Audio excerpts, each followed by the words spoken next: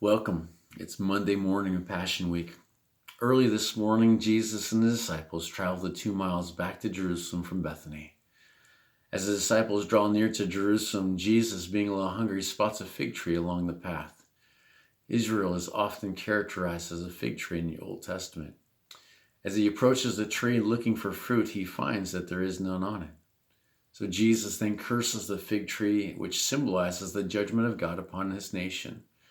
His judgment was that they had an outward appearance of life, but failed to bear fruit. They looked good on the outside, but they really had no heart for God on the inside. As he enters the gates of the city, crowds are gathered. All eyes are riveted on Jesus. What is he going to do today? Just yesterday, he was hailed the Davidic Messiah to bring about his kingdom. Jesus wastes no time in answering their unspoken question.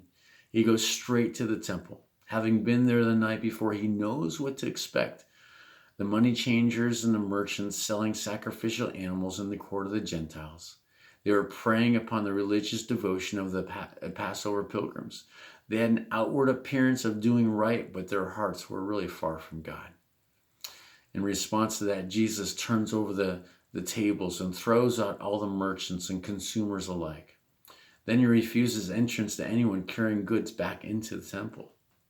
He began to teach the people that the temple is to be a house of prayer for all the nations and not a den of thieves where the rich and the powerful exploit the poor under the name of worship.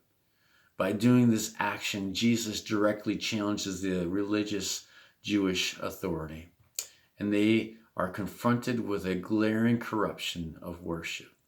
The chief priests and the scribes and the leaders of the people desperately begin to look for a way to destroy Jesus.